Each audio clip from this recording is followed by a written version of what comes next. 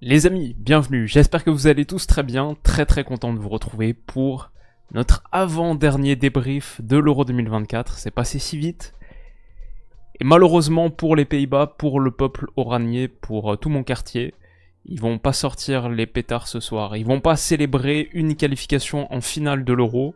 De l'autre côté de ce qui me semble être la mer du Nord, si ma géographie est correcte, là ça va un petit peu plus célébrer, mais ouais. L'Angleterre l'a fait, retourne en finale de l'Euro, 3 ans après Wembley contre l'Italie, va tenter contre l'Espagne de remporter son premier titre international depuis 1966. Ils se sont offert cette opportunité au bout de cette frappe.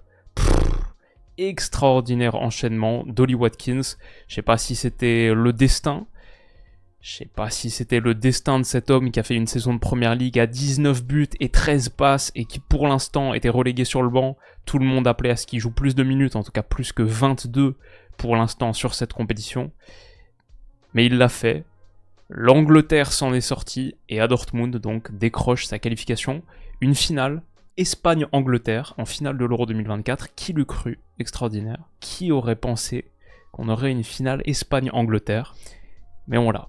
Les Pays-Bas donc étaient en 4-3-3, plutôt le 3-2-5 avec ballon, avec Xavi Simons un peu plus haut que Schouten, Reinders, c'était tout ce qu'on attendait à part Daniel Malen titularisé à la place de Steven Bergwijn, il va être sorti à la mi-temps, remplacé par Wout Weghorst. Côté anglais, c'était pas forcément l'équipe qu'on attendait, parce qu'on se disait peut-être Shaw pouvait être titulaire d'emblée, mais c'était la même équipe qu'en quart de finale. Donc le 3-4-2-1 avec Bellingham et Foden plus recentré, Saka à droite, toujours le double pivot Rice-Menu, ça pas de problème. Et au départ, moi je trouve les Pays-Bas font une entame correcte. Je vais dire dans l'ensemble le match, on a un petit peu soufflé parce que ça finit 7 tirs à 9, c'est demi-finale dans l'ensemble, 7 tirs à 9, l'Espagne-France c'était 6 tirs à 9. C'était pas les rencontres les plus emballantes, cet Euro dans l'ensemble a été sur la qualité de jeu, à part pour une équipe, franchement un peu décevant. C'était un peu l'Euro, par contre, je m'écarte, mais un peu l'Euro de la nouvelle génération. Quand je vois les tournois de Lamine Yamal, Jamal Musiala, Nico Williams, mais même pour rester vraiment sur les teenagers, Lamine Yamal, Kobe Mainoo, Arda Güler, je pense la nouvelle génération s'est annoncée sur cet Euro, et alors que d'autres tournois, c'était un petit peu la vieille garde qui fait de la résistance. Là, je sais pas, si tu regardes les tournois des Modric, Ronaldo par exemple. Bon, Pep par contre déroge à la règle. Lui, il a été très bon. Griezmann, on peut ajouter Giroud, même si c'est pas de sa faute. Ouais, je trouve que cet Euro 2024, il restera pas comme un grand Euro du jeu. Mais par contre, un Euro de transition, un nouveau monde qui démarre, incarné ouais, bien par la personne de Lamine Yamal. C'est peut-être quelque chose qu'il faut retenir. Enfin bref, aucun rapport avec cette passe de Schouten, mais juste pour dire, pas un grand match. Pourtant, au départ, les Pays-Bas, je trouve, ont quelques mouvements intéressants. Réussissent à transitionner plutôt bien vers la moitié de terrain adverse, avec un Memphis, par exemple, là, en relais, qui ensuite, Simons, il y a peut-être une ouverture là, entre Gueye et Walker, pour lancer Daniel Malen, il le fait un petit peu tard, et je trouve les Pays-Bas, dans l'ensemble, ont plutôt bien attaqué le dernier tiers sur la première demi-heure, mais ont manqué de justesse dans leur choix et l'exécution. Genre là, ce petit ballon, c'est peut-être un poil trop tard, finalement c'est coupé, récupéré donc par Pickford.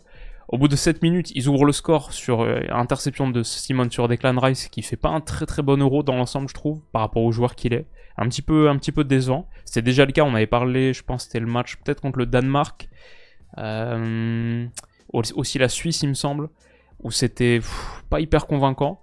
Mais bref, récupération de Xavi Simons dans ses pieds, accélération, et derrière son tir taclé va trouver la lucarne de Pickford. Pickford aussi, je trouve, pas irréprochable sur le but.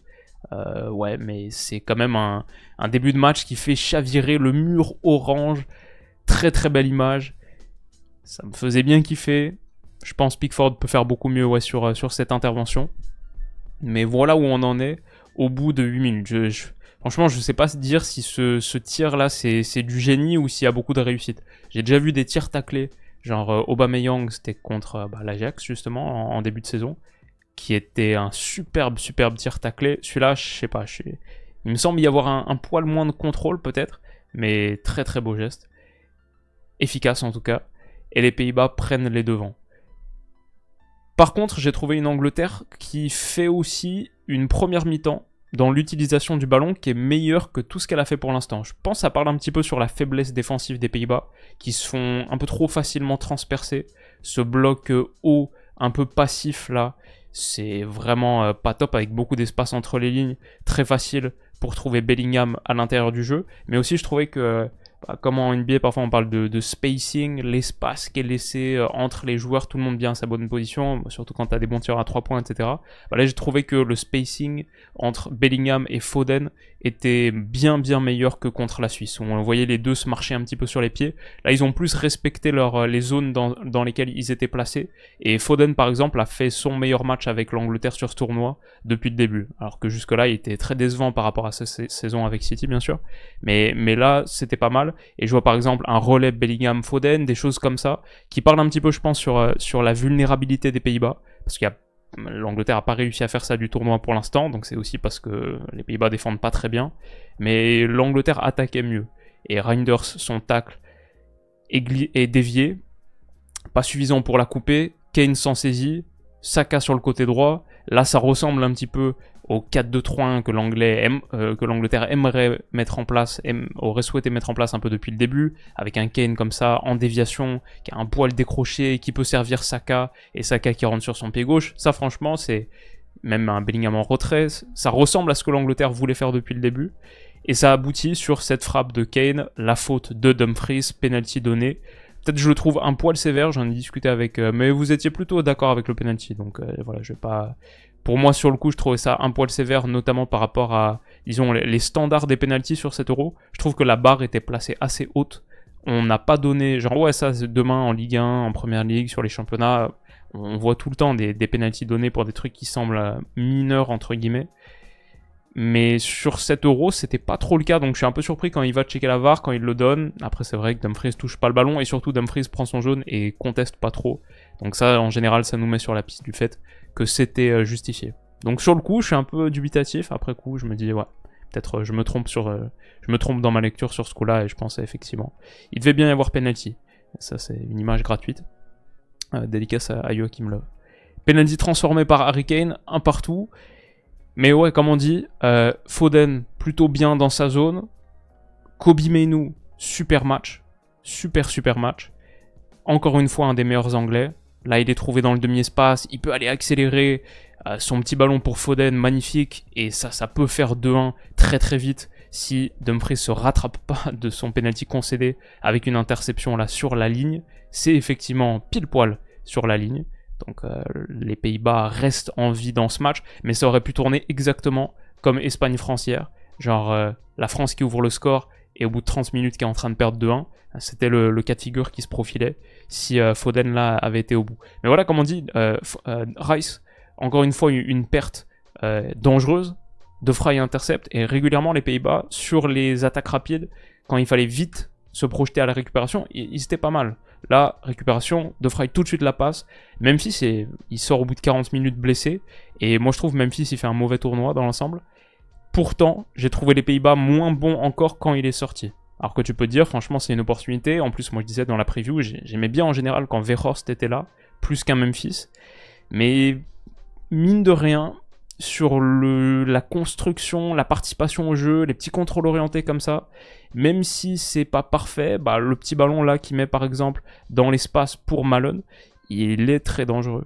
Et Malen, peut-être il y a un bon retour de Walker, peut-être il peut faire sauter, ça il est dans un monde parfait, il peut faire un petit peu sauter comme ça le ballon, éviter le tacle de Walker et décaler Gakpo qui est seul là, ça aurait été un peu miraculeux, mais pour un 3 contre 3, c'est à la fois plutôt une bonne passe de Memphis, et en même temps, je me dis, peut-être le coup peut être un poil moins joué, et ça a été à l'image des Pays-Bas sur cette rencontre.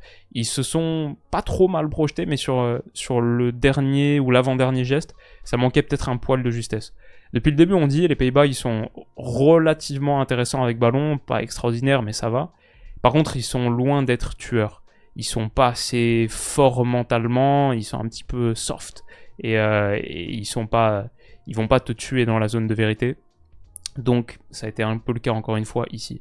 Et pourtant l'Angleterre est vulnérable. Je trouve, comme j'ai dit depuis le début, l'Angleterre encaisse pas beaucoup de buts, mais elle fait pas un bon tournoi défensif. Il y a beaucoup de lacunes, je trouve. Je vois pas une bonne défense. Je vois une défense des coups de pied arrêtés par exemple qui est très problématique. Il y a beaucoup de situations concédées là-dessus. cette tête de Dumfries qui touche la barre là au bout de 30 minutes, mais il y en a eu d'autres, des têtes cadrées, en pleine surface, sur des coups francs excentrés, des corners, et c'est un danger. Je sais pas à quel point l'Espagne est en capacité de l'exploiter, peut-être pas beaucoup, mais les petits ballons par-dessus de la Yamal, là par contre, les ballons en cloche, les centres, il peut y avoir danger dans cette défense qui, sans Maguire peut-être, Gay, Stones, même un Walker que je trouve vraiment en dessous sur ce tournoi. Il y a peut-être une entente à trouver qui n'a pas encore parfaitement été trouvée.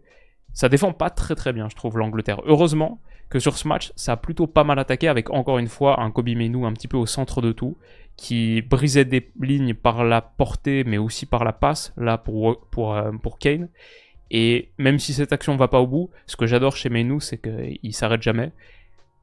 Les Pays-Bas tentent de s'en sortir, tout de suite la contre-pression, et il vient couper la ligne de passe à destination Gakpo, interception là dans les 25 mètres, et c'est encore une situation dangereuse pour l'Angleterre, qui peut enchaîner comme ça des cycles de possession hauts, un truc qu'elle n'avait pas trop réussi à faire je trouve depuis le début du tournoi, où à la pression il n'y avait rien, un petit peu comme nous contre l'Espagne hier, il n'y avait rien. Là les Pays-Bas ils ont eu un petit peu de mal à s'en sortir en général, et cette action d'ailleurs c'est celle qui amène la frappe de Foden sur le montant si vous vous souvenez. On a une demi-heure qui est pas mal, 2 buts, 2 poteaux. Derrière ça affaiblit. Ok, il y a cette frappe, et ouais, honnêtement, Foden, on a vu sa qualité de frappe toute cette saison avec City. On sait maintenant qu'il a un sniper à la place du pied gauche, il est capable.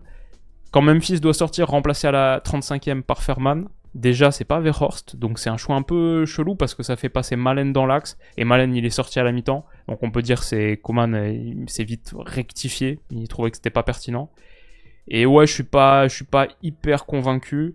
Il y a quand même des mouvements comme ça, où ouais, Gakpo, Simons, mais voilà, Ferman, il est loin derrière, il manque un troisième offensif, il manque un joueur tranchant. Les Pays-Bas manquent de très bons attaquants. Gakpo a fait un bon tournoi, Simons a fait plutôt un bon tournoi, mais Cirkzee a quasiment pas une minute, Brobbey a quasiment pas une minute, même si ça n'a pas fait un très bon tournoi. Weghorst, c'est dans des cas de figure, je trouve, très particuliers qu'il est pertinent. Il manque un vrai gros neuf de profondeur, un peu comme pour beaucoup d'équipes, hein, c'est pas que le cas, mais pas que le cas des Pays-Bas, mais ça leur a manqué sur cette partie notamment. Genre là, tu peux pas vraiment attaquer avec suffisamment de vitesse ce dernier tiers, Ferman est loin, et ça va rien donner. Le repli anglais qui est pas extraordinaire, mais il est suffisant pour couper cette action. La passe est mauvaise aussi de Gakpo.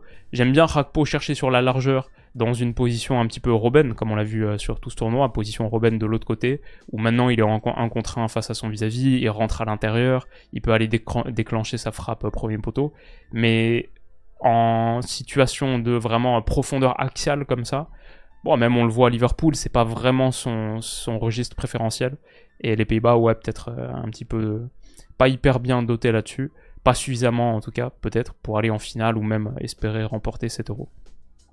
Interception, est-ce que c'est encore un retour de Kobe Mainoo qui vraiment a été de partout? Et ouais, qu'est-ce qu'on... On a ce tandem pour l'instant qui marchait plutôt bien sur cet Euro, Reinders-Schouten, qui est un petit peu contrôlé par l'Angleterre. Honnêtement, les Pays-Bas ont, je trouve, un petit peu du mal sur leur jeu positionnel. Plus le match progresse, moins il y a de choses.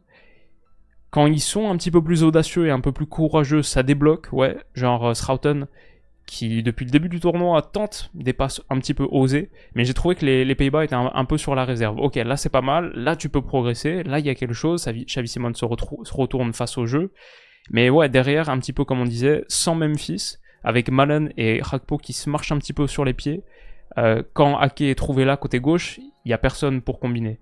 Donc peut-être il faut un petit peu plus de jeu Gakpo-Ake, il faut ces deux gars-là qui se marchent un petit peu moins sur les pieds.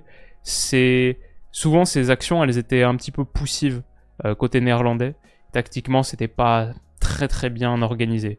J'ai vu par exemple des choses aussi comme Ferman là qui la met pas pour Schouten, qui fait un très très bon appel dans l'intervalle, ça peut permettre de faire progresser le jeu, et ça manque un petit peu d'audace, ça manque un petit peu de bravoure et de courage.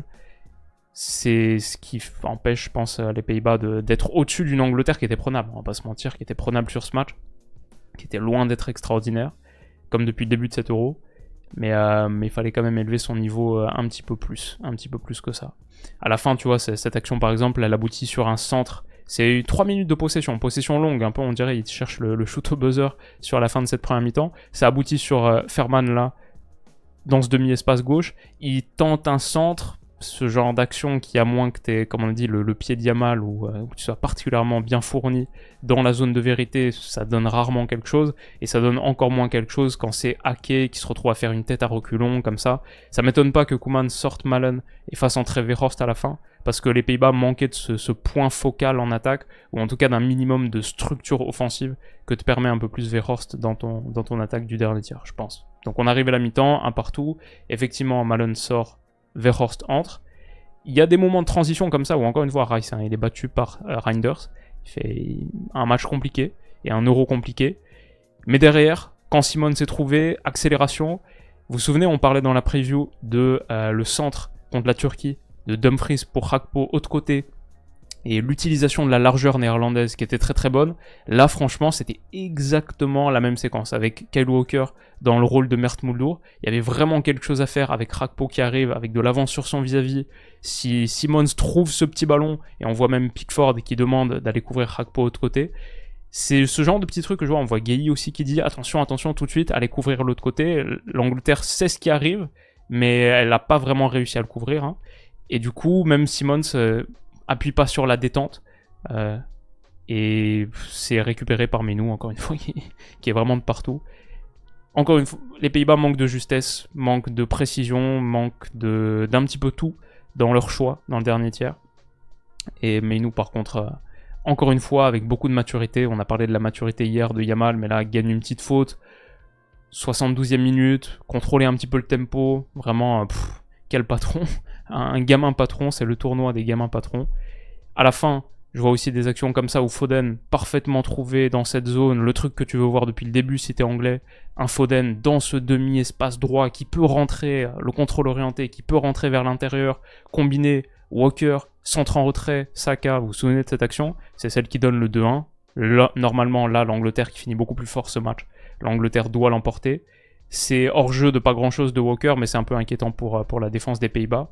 Et c'est signe quand même d'une animation offensive anglaise qui était un poil meilleure que sur les derniers matchs. Et à la fin donc, le but de la victoire, c'est Rice qui trouve Menou encore une fois, ça vient de lui. Petite déviation, et les deux entrants, faut dire coaching gagnant de Gareth Southgate, les deux entrants, c'est Palmer. Là, le petit ballon, il est très très bien filé pour la course d'Ollie Watkins. Mais ce qui fait le but, c'est Watkins. C'est pas Menou, c'est pas Palmer. C'est Watkins, parce que cet enchaînement excentré comme ça, 90e minute, pour donner la qualif à ton pays, pour emmener ton pays en finale d'Euro, cette frappe entre les jambes de De Vrij, à quelques centimètres du bras droit de Verbruggen, petit filet, c'est magnifique. Magnifique, magnifique finition.